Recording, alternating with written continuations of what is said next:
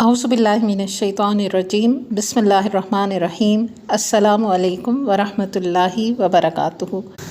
آج جن صحابی کا ذکر ہم آپ کے سامنے پیش کر رہے ہیں، انہیں کئی اعتبار سے آپ صلی اللہ علیہ وآلہ وسلم کا قرب حاصل تھا اور آپ کا شمار ان صحابہ میں ہوتا ہے جنہیں اسلام قبول کرنے میں سبقت حاصل ہے۔ آپ رسول اللہ صلی اللہ علیہ وآلہ وسلم کے پھپھی ذات تھے۔ یہ اس طرح کہ ان کی والدہ امیمہ بنت عبد المطلب نبی صلی اللہ علیہ وآلہ وسلم کی رشتے میں پھپھی لگتی ہیں، اور آپ صلی اللہ علیہ وآلہ وسلم کا نسبتی بھائی ہونے کا شرف حاصل ہے، کیونکہ ام المومنین حضرت زینب بنت جحش رضی اللہ عنہم نبی علیہ السلام کی زوجہ مطہرہ تھیں۔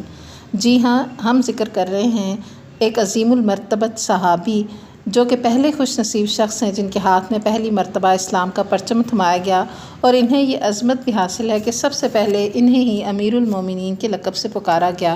یہ عظیم المرتبت صحابی عبداللہ بن جحش رضی اللہ عنہ ہیں۔ نبی صلی اللہ علیہ وآلہ وسلم ابھی خفیہ انداز میں اسلام کی دعوت پیش کرنے کے لیے دار ارقم میں تشریف فرما ہوئے تھے کہ حضرت عبداللہ بن جحش مشرف باسلام ہو گئے، لہٰذا آپ کو اسلام قبول کرنے میں سبقت حاصل ہے۔ جب رسول اللہ صلی اللہ علیہ وآلہ وسلم نے قریش کی ایذا رسانیوں کی بنا پر اپنے جانثار صحابہ کرام رضی اللہ عنہم کو ہجرت کر کے مدینہ چلے جانے کی اجازت دی، تو عبداللہ بن جحش رضی اللہ عنہ مہاجرین کی فہرست میں دوسرے نمبر پر تھے، اور حضرت ابو سلمہ رضی اللہ عنہ سر فہرست تھے۔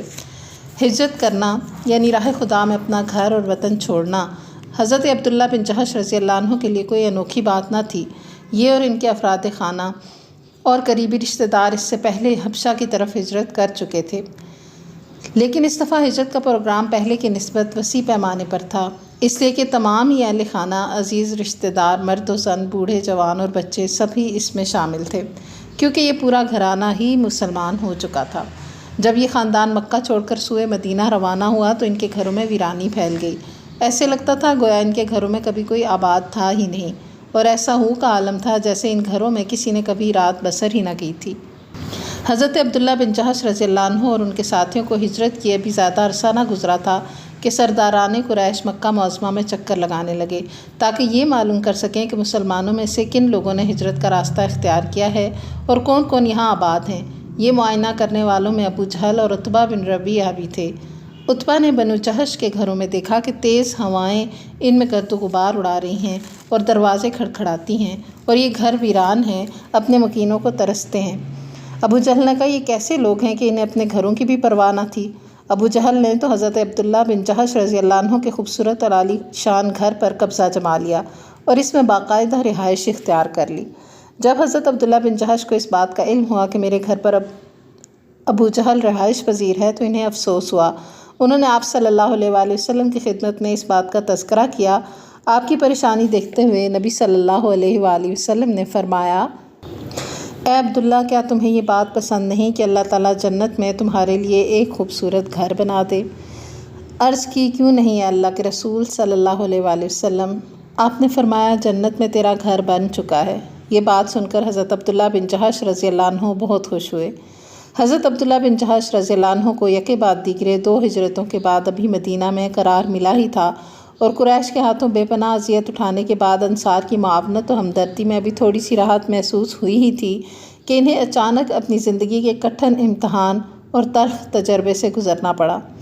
اس تلخ داستان کو ذرا غور سے سنیں۔ پہلی مرتبہ رسول اللہ صلی اللہ علیہ وآلہ وسلم نے جن 8 صحابہ کرام پر مشتمل ایک قافلہ کو فوجی مہم کے لیے روانہ کیا، اس میں حضرت عبداللہ بن جحش اور سعد بن ابی وقاص رضی اللہ عنہما بھی تھے۔ آپ نے مجاہدین کے اس قافلے کو ارشاد فرمایا،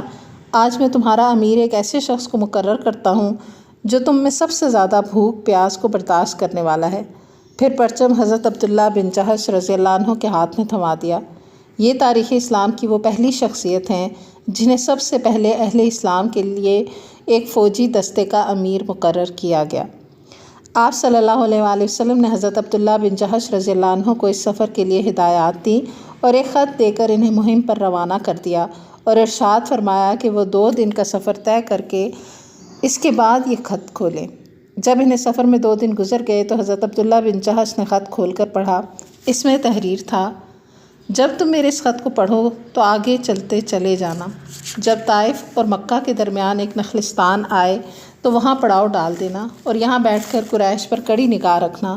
اور جو بھی صورتحال ہو ہمیں اس سے آگاہ رکھنا۔ جب حضرت عبداللہ بن جحش رضی اللہ عنہ نے آپ صلی اللہ علیہ وآلہ وسلم کا یہ خط پڑھ لیا تو اپنے ساتھیوں سے کہا کہ مجھے رسول اللہ صلی اللہ علیہ وآلہ وسلم نے حکم دیا ہے کہ میں نخلستان میں پہنچ کر قریش پر کڑی نگاہ رکھوں اور صورتحال سے آگاہ کرتا رہوں۔ جو آپ میں سے شہادت کی تمنا رکھتا ہے وہ میرے ساتھ چلے، اور جسے شہادت کا شوق نہیں وہ بڑی خوشی سے واپس ہو جائے، میں اعتراض نہ کروں گا۔ اس فوجی دستے کے ہر فرد نے یہی کہا کہ آپ صلی اللہ علیہ وآلہ وسلم کا حکم، چشم ما روشن دل ما شاد، ہم تو آپ کے ساتھ وہیں جائیں گے جہاں پر آپ کو جانے کا حکم دیا گیا ہے۔ سب مجاہد ایک ساتھ آگے بڑھے، یہاں تک کہ نخلستان تک پہنچ گئے اور ہر طرف راستوں میں پھیل گئے تاکہ قریش کی حرکات کا پتہ چلا سکے۔ گشت کے دوران انہوں نے 4 افراد پر مشتمل تاجروں کا ایک قافلہ دیکھا، جس میں عمرو بن حضرمی،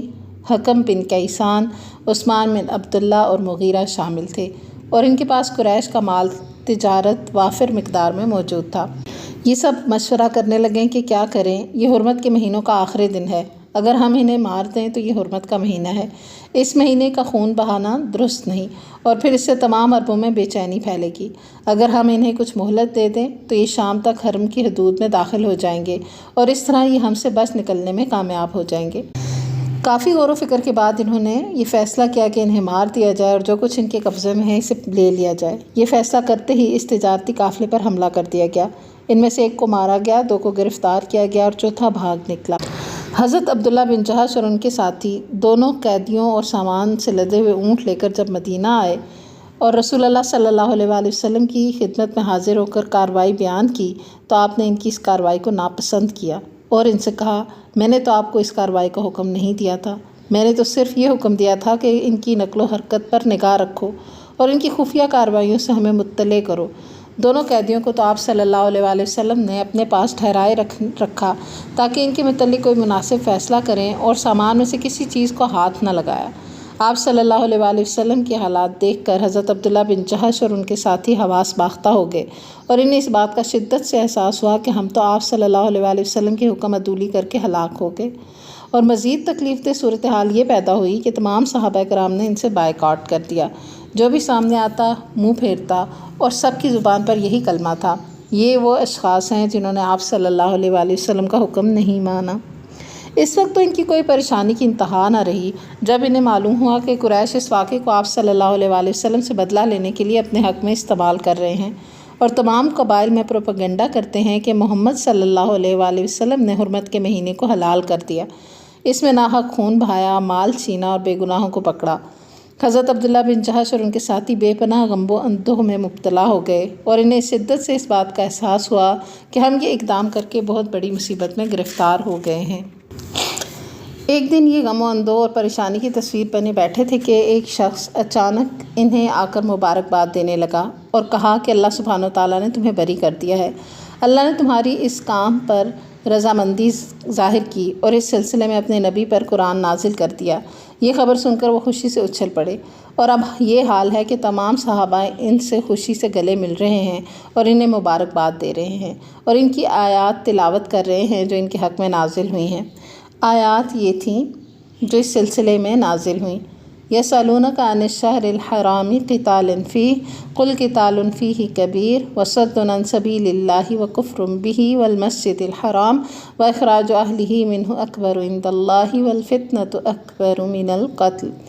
آپ سے لوگ پوچھتے ہیں کہ ماہ حرام میں لڑنا کیسا ہے؟ کہو اس میں لڑنا بہت برا ہے، لیکن راہ خدا سے لوگوں کو روکنا اور اللہ سے کفر کرنا اور مسجد حرام کا راستہ خدا پرستوں پر بند کرنا اور حرم کے رہنے والوں کو وہاں سے نکالنا اللہ کے نزدیک اس سے بھی برا ہے، اور فتنہ خون ریزی سے شدید تر ہے۔ جب یہ آیات کریمہ نازل ہوئیں تو آپ صلی اللہ علیہ وآلہ وسلم بہت زیادہ خوش ہوئے،